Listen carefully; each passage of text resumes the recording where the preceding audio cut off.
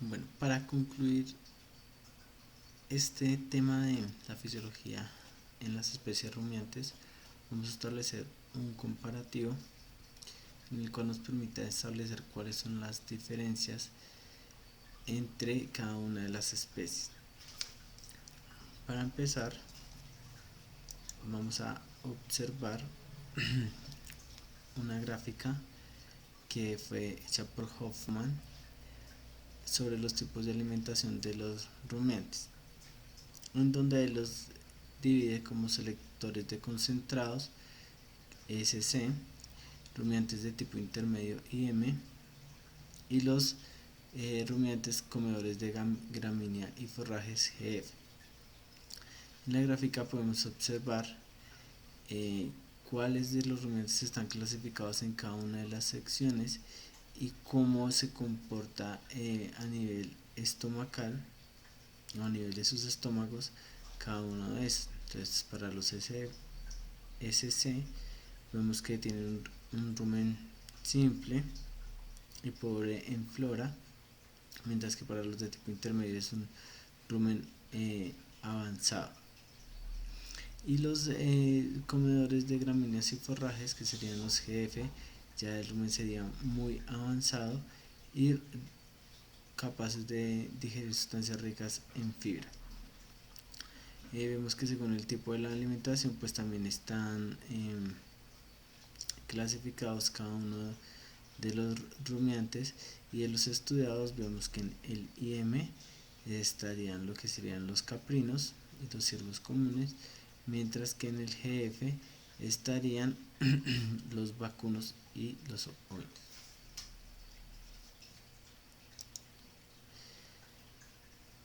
Bueno, los tipos de alimentación según la morfofisiología, que era lo que veíamos ahorita, entonces selectores de concentrados, las características es que poseen un rumen pequeño con un pobre desarrollo del abomaso, un hígado grande y una capacidad limitada para digerir la fibra.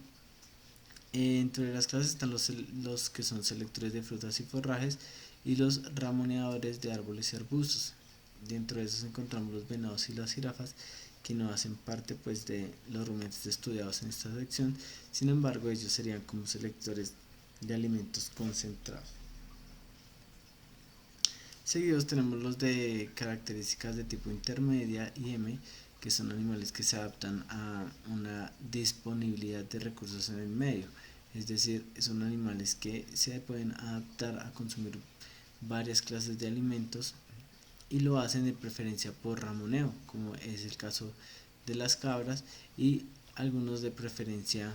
por el pastoreo, como es algunas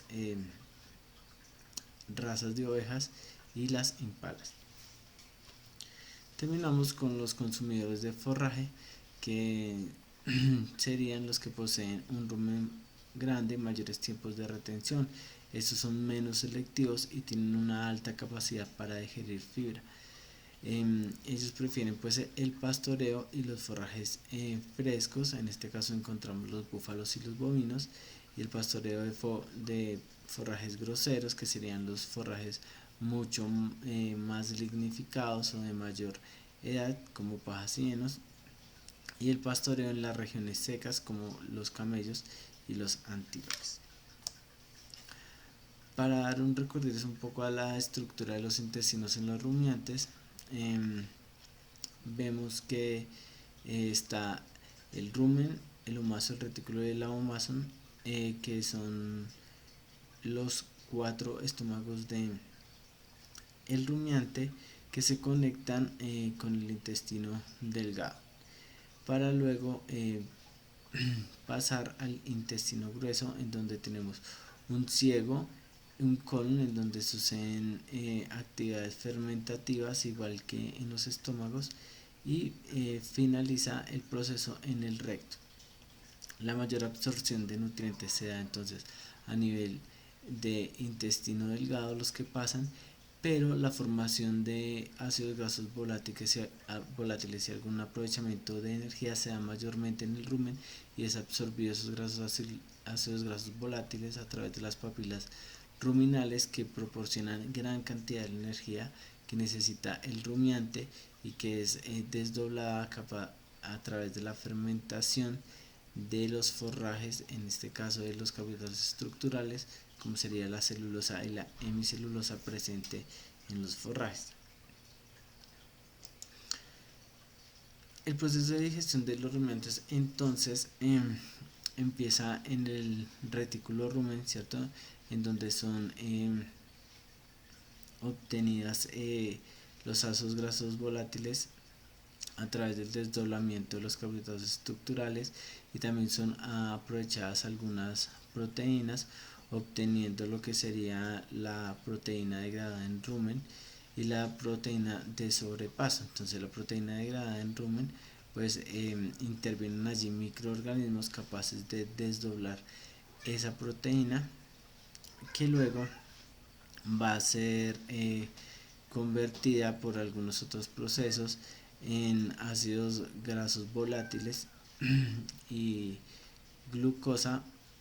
Esa es aprovechada entonces a nivel de rumen, igual que los carbohidratos estructurales como la hemicelulosa, la celulosa, algunos azúcares simples y algunas glucosas. Todos van a través de procesos metabólicos a generar ácidos grasos volátiles que van a ser absorbidos a nivel de rumen. Luego de eso, entonces la proteína de sobrepaso va a llegar hasta el abomaso, en donde va a ser utilizada a través de procesos químicos y enzimáticos por la enzima pepsina, que es segregada allí a través de los jugos pancreáticos, que es segregada allí en el estómago, perdón, y que con ayuda del ácido clorhídrico es capaz de desdoblar todos estos aminoácidos presentes en las proteínas y luego absorbidas allí, y que pasarían al intestino. En el intestino entonces vamos a tener ahora sí las secreciones de jugos pancreáticos y biliares, que son capaces de desdoblar tanto las grasas como las proteínas y los carbohidratos de sobrepaso y ser absorbidos a nivel de intestino.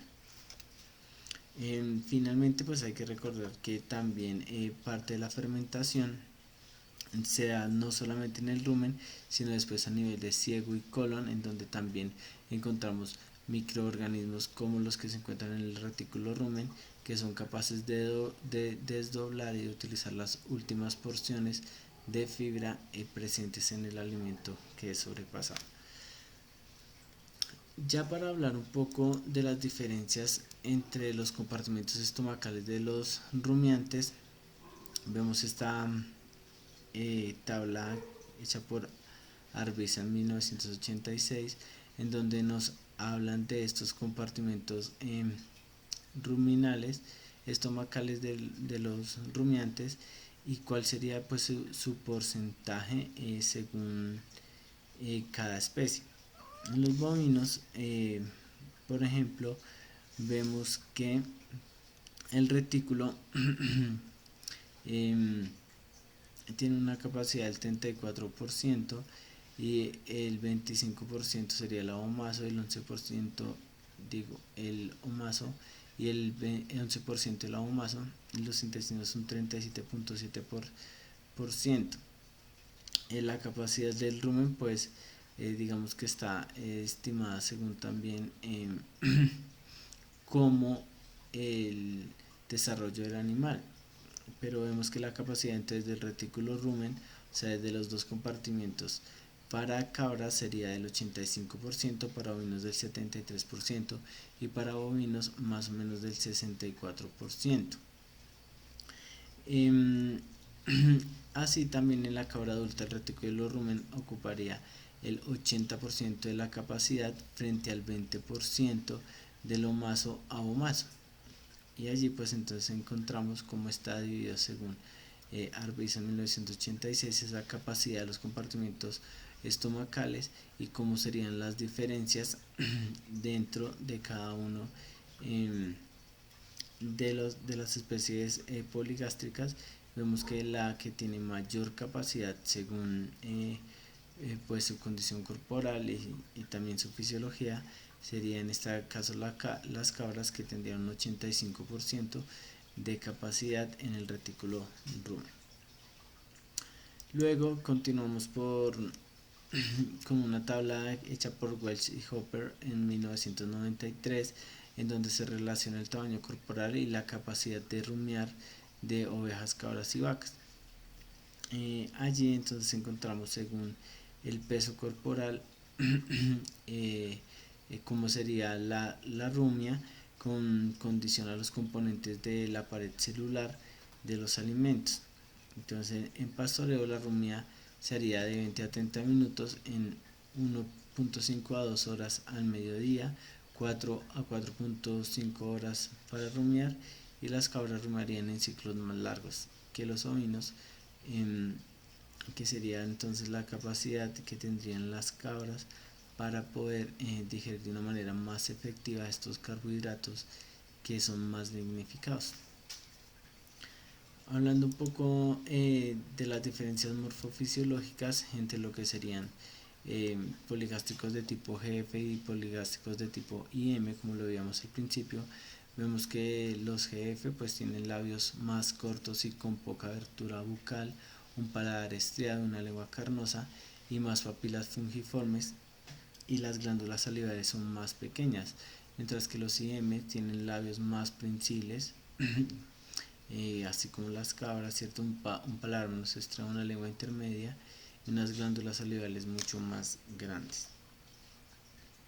Entre las otras diferencias que tendríamos sería que los GF tienen dientes más anchos y asimétricos y un tiempo de masticación menor, lo cual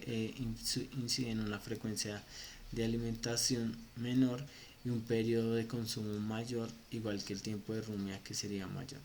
Mientras que en los IM esos dientes son más estrechos y tienen mayores tiempos de masticación, como lo veíamos en las tablas anteriores, y por lo cual esa frecuencia y los periodos de masticación y de rumia serían menores en el caso de los IM. También vemos que los GF pues seleccionarían los alimentos basándose en el sentido del olfato, y son menos selectivos en cuanto a las especies de plantas, entonces sería más económico con respecto al intercambio de agua, mientras que los IM seleccionan más por el sentido del gusto, tienen mayor movilidad de sus labios superior, lo cual pues también hace que ellos prefieren el ramoneo y adoptan posiciones bípedas al alimentarse, es decir, pueden pararse en sus patas para poder alcanzar regiones más altas de las plantas, lo que causa que ellos puedan adaptarse más a los cambios en la dieta y aprovechar más algunos carbohidratos estructurales presentes en las dietas. Esas serían las referencias y las diferencias también entre las especies.